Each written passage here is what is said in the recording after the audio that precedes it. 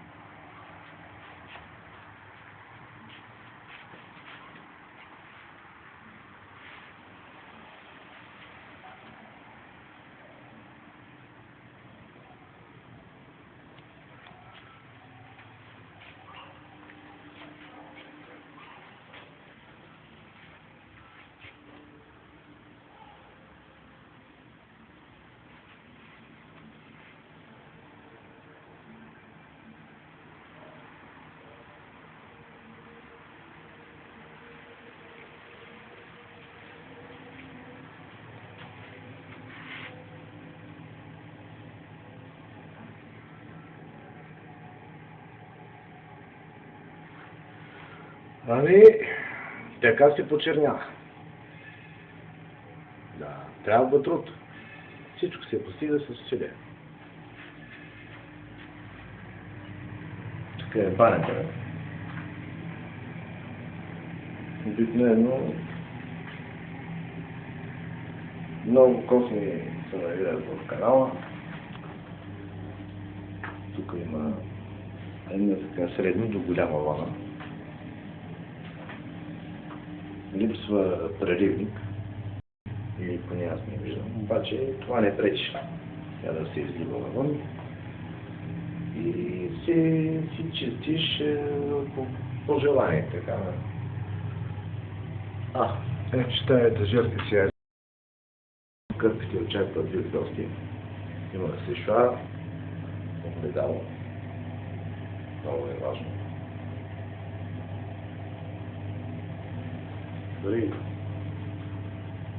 Дори ако трябва да съм по-така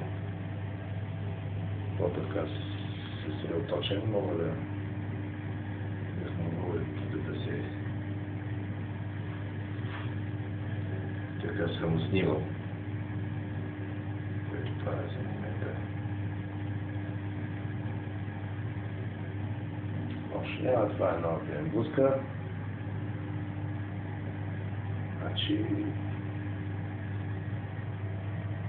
имам си яхенце. Сега ще го покажем и него. Така. Тук има слот за перфокарта. Това действа като шалтер. Слагаш в цепката и картата тръгва. Има климатик, но като цяло повече духа, по-малко изстудява. Тук са принадлежности туалетните. Тук са цигарите на коменданта.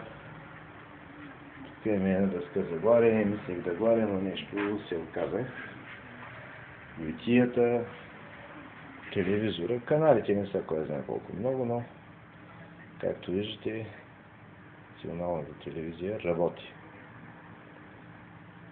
Всъщност, защо ли съм ги сложил на тези хеци?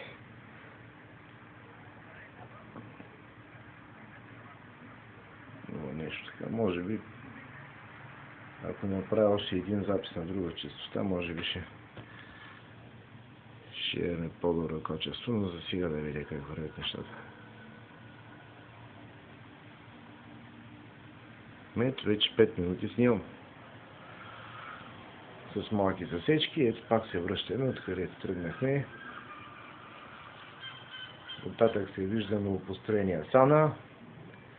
Обзавеждането е предплатено, иначе бих могъл само да не забравя, покажа да предложа и на тях обзавеждане. Оказва се, че вече сме го обзавели този хотел, където са, но имало още само 100 стаи, където трябва да се дообзавежда и вече може и така спокойно Така, ето, бих могъл, нали, да се появя още веднъж, нали, с ново яке. Но, както виждате, всичко е въпрос на време, на възможности и най-вече на средства. Защото всичко това, което е направено тук е, нали, си има, нали, цени на квадратен метър и т.н. И текат разписки също и за комуналните услуги. Ето тук има някакви бележки за плащане на сметки. Всичко, което притежаваме, като че ли то притежава нас.